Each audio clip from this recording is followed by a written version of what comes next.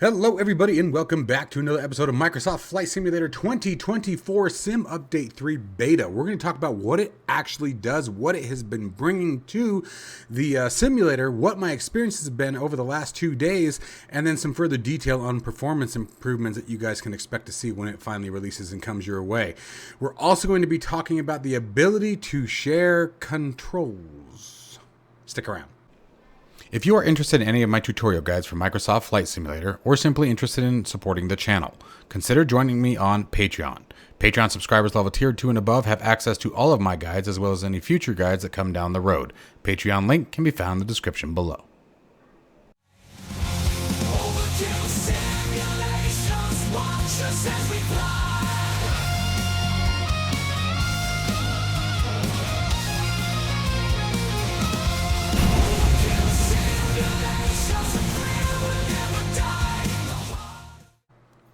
All right, so as we get into this, I'm going to jump on one right out of the gate that I just freaking said I want to make sure I clarify. When I say share controls, I mean key bindings, not like shared cockpit. Let's get that one out of the way right now. Also, please guys, remember that if you guys are interested in supporting the channel or interested in any of my guides, you do not have to subscribe to Patreon any longer. They can be purchased directly from the shop on my Patreon site. So if you go to my Patreon site and click the shop button, you will be able to purchase the guides individually. Also, this week I'm going to have multiple 3D print STLs. If you are a 3D printer or know someone who has a 3D printer, you guys can grab some of those as well. One of them being a perfect cradle for the Moza Y210 force feedback yoke with a 14-inch gauge display. You guys can see that, and if you guys watch my last flight video, you'll see the layout. There's going to be a massive change to it this week. We're doing a big improvement to the entire thing. Can't wait to share that with you guys. It's going to be a lot of fun. Anyways, getting to the content that you probably are actually interested in hearing rather than me yap about the crap that I'm trying to pretend that I know how to design. So, Sim Update 3 Beta. First, let's talk about the major controls overhaul. I told you I noticed a difference. I said that in my previous video. Like, there was definitely a difference. So, by the way, guys, this is thanks to FlightSim.to for posting this article. This is a really well done article, and I figured, you know what? I'm just going to leave it as is. No need to break the wheel. So, Microsoft has officially released a Sim Update 3 Beta version 151 blah blah blah, bringing a substantial overhaul to the flight simulator's control interface and responsiveness. And I will say if you guys watch my last video on Sim Update 3 Beta, I said navigating through the controls was significantly faster. I still don't like the way it's designed, but at least it's freaking responsive now. I mean, remember I said before it was clunky. It wasn't just that it was poorly designed, is that it was very, very clunky. You'd go to click on something and it would just sort of, I don't know, it wasn't smooth. There was nothing easy about it. It didn't seem fluid. You know, everything just seemed like it was sort of like struggling to do anything, right? So that has been resolved. It works very, very well. It's very, very fast getting into the menus. And I don't think that stops at just the control scheme. Everything from the time where if you're in the plane and you hit escape and go to the settings page, it's significantly faster than it was in Sim Update 2 Beta, or in this case, Sim Update 2. And dare I say, it's the entire responsiveness of the simulator with Sim Update 3 Beta. I'm so scared to say this, but it's true at the moment. It is significantly faster than Microsoft Flight Simulator 2020. And it doesn't matter where we're going. If we are talking about from the time you click the button to the time you're at the dashboard to load up the simulator, if you're talking about from the time that you pick your plane to the time you're in the cockpit, if you're talking about the time that you're in the cockpit going to the settings window, it is much faster than Microsoft 2020. I don't know what they've changed, but it is significantly faster. And that is without downloading the content, which we'll talk about in a minute. That's just using the cloud resources. There's a massive responsiveness in the entire simulation compared to what it was in Sim Update 2. It just a day before, you know what I mean? So, which blows me away with some of this stuff, that you can have a Sim Update 2. Everyone's excited for it. Sim Update 2 releases, and then the next day, the beta release, or that same day technically, the beta releases, and it's significantly better than the one that you just launched. Anyway, my bad. So now, the most notable change in SU3 Beta is the redesigned control mapping interface. Users who previously struggled with the cumbersome controls menu will find a significant improvements in the navigation speed and organization. I will agree with that. They did reorganize some things too. They moved some things around. They made it a bit easier to... It doesn't look like a cluster F either anymore. They really did... They changed a lot. I'll give them this, given the fact that I just made a video last week, pardon my French, but bitching about this. And then this week, you know, they have this now and some changes, and at least I feel like they're starting to listen. So we'll see. The update has fixed excessive load times previously experienced switching between control options. Fact. Here's an idea. Don't put it on the freaking cloud. Let us store that here locally, and you wouldn't have to worry about those load times. Stop taking my crap. Anyway, that I'm never going to be. But, oh, did they hear that as well? A powerful new import-export functionality allows pilots to save and share control configurations through XML files. This feature enables users to create distinct presets for different controller types, export configurations with custom naming conventions, so you can name the control scheme itself. And my understanding is that you might even be able to rename what a button actually does, but I haven't quite played around with that yet, but we'll get there. Excuse me, gross, that was nasty. However, some users have noted that deleting or duplicating presets can sometimes cause confusion in the interface. It is a beta. That I'm not going to fault them for. You know, I'm glad that they're mentioning it. I mean, well, this is actually Flightsim.to mentioning it, is my understanding, but either way, that's fine. That's a beta. I'm not going to blame them for that. A beta is a beta is a beta. Okay? Requiring a complete restart to properly refresh the system. Not knocking them for that. I'm glad they informed us of it. You know, in this case, Flightsim.to. Like I said, this is a really well-written article. Fixes input lag and controller calibration. Yes, they did. And there's a massive performance increase here. Holy crap. Sim Update 3 Beta directly addresses one of the most persistent complaints, control input lag. Yes, yes, and more yes. Previously, many pilots reported half a second delay between the physical inputs on screen response. Yep. Making precise maneuvers difficult. Yeah. You guys, if you've lived it, you know. If you know, you know. Right? So that has been fixed. It is almost, I would say, 1-to-1. I have still noticed on certain occasions, but I don't know. I've also seen other correlations, stuttering on the screen, things like that. So I don't know that it's necessarily related to the input lag anymore, as maybe it's just a hiccup in performance, right? The sim itself is actually lagging. So I will say that in the larger picture, yes, the input lag has been basically removed. Okay, the update also tackles the issue with controller calibration, particularly focusing on making the movement of the in-cockpit yokes match the physical controllers more accurately. I like that even these guys, they were right on point. More accurately, it has not gone away. For example, when I was calibrating the Moza yoke, if I turned, I would have mine here, and in the sim it would be here. So it was still not, it was better than it used to be. At least you can sort of get an idea by watching the sim what you're seeing physically in the hardware. So it's better. That part's still got a ways to go. Before this update, users with a device like the Fulcrum 1 and Honeycomb yokes noticed discrepancy. It wasn't just that. The Moza yoke too. Many resorted to hiding the cockpit controls in VR. Or in more immersive experience, especially for those users in VR, which I agree. I do that anyway because I like to be able to see the gauges. In VR, I typically won't because it's a lot easier to look past the yoke. But anytime I'm on 2D, I almost always hide the yoke, and that's why. It makes it easier to be more immersive, and I do this even in 2020. It makes it easier to be more immersive, and you don't have to look past the yoke to find your viewpoint that you want. At least on the big triples, I do that because on the triples I don't use any kind of head tracking for that reason. The only time I use head tracking is on this screen. Let's see here. Where were we? While major improvements take center stage in Sim Update 3 Beta, the beta version discreetly introduces the long-requested capability that marks a significant shift in how 2024 handles content delivery.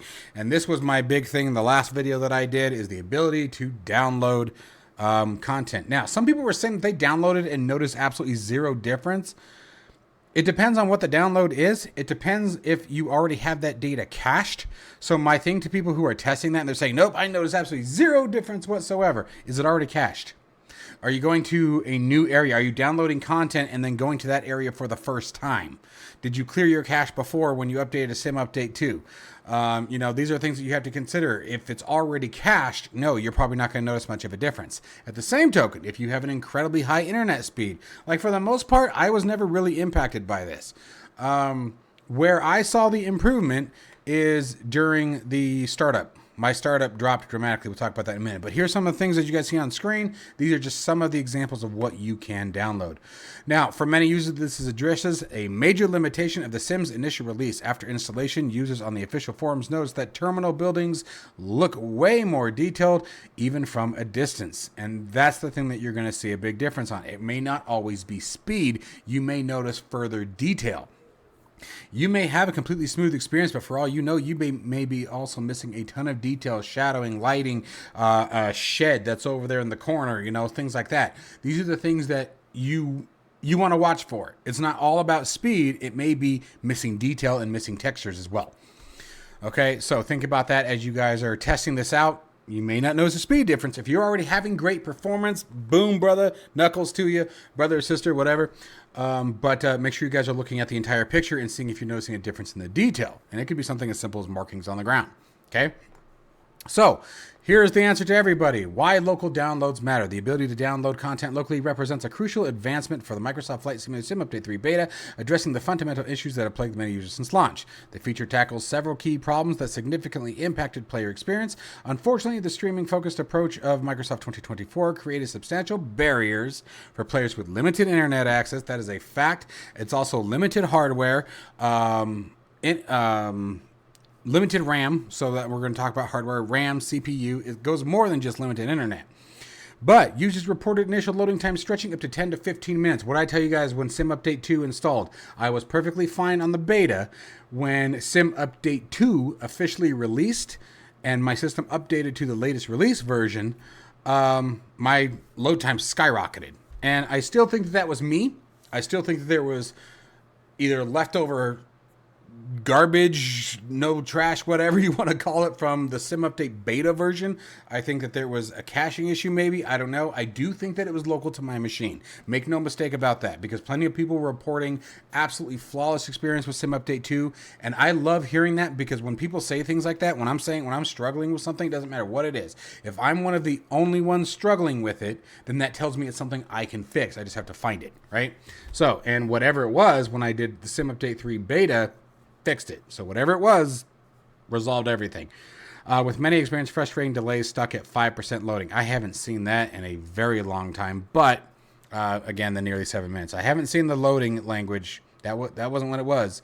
It was usually between 50 and 60% that it would just hang. But anyway, so here's the high level. Reduce the load times from 14 minutes to just 3 minutes in some cases. I can get from the time that I click the start button to the time that and when I say start button, I mean launching the simulator, from the time I double click the icon on my desktop to in the cockpit in less than 5 minutes. Like without even, like, 5 minutes, I'm giving myself some room to breathe there. It's probably more like 3, honestly. Like it moves fast. I'm not gonna lie, it's fast as hell. Like I said, it definitely is faster than 2020. Decreased stuttering when approaching detailed areas like cities. I flew around LA. I almost always use LA as a testing ground, and yeah, it was great. Elimination of blurry textures gradually improve over time. I don't know that I really paid attention to that, to be honest. To be fair, I haven't really paid attention to that. Smoother experience with high detail aircraft. Previously required downloading 1.4 gigabytes during flight. Yeah, obviously. So, yeah. This is a fantastic breakdown. This is a wonderful and perfect representation of what Sim Update 3 Beta is bringing. I'm not one to usually push people to get onto a beta. I'm really not. Betas are one of those things where it's always a risk. It doesn't matter how fantastic it's currently running. Betas are always, you flip a coin.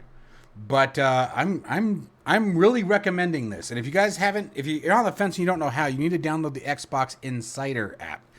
And then from there is an option right there that you click on Flight Simulator, and it will ask you if you want to be a part of the beta. And you tell yes. And there's some pros and cons, right? So give you guys a couple pros. Obviously, you get the new features, you get all the benefit. right? The con being the big one. You're also going to deal with any bugs that are coming down the line.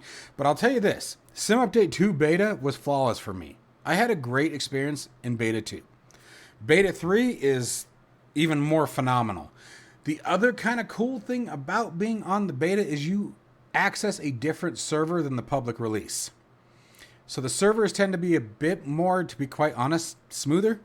At least in my experience, when switching between public and beta releases, I tend to have a better time on the beta. So just food for thought. Now that's not 100%, right? Don't take that and go, oh yeah, beta servers are quieter, let's go. That doesn't mean, don't take that. It's a possibility. That may not be the experience you get. I just want to emphasize that. But the changes that have been made, if I were to say the direction that they seem to be heading with Beta 3 is a quality of life improvement. That's where I think that they needed to sort of define Sim Update 3 Beta. Is Sim Update 3, I think, is going to be quality of life. And all I can say is it is about time. And I don't mean that in a bad way.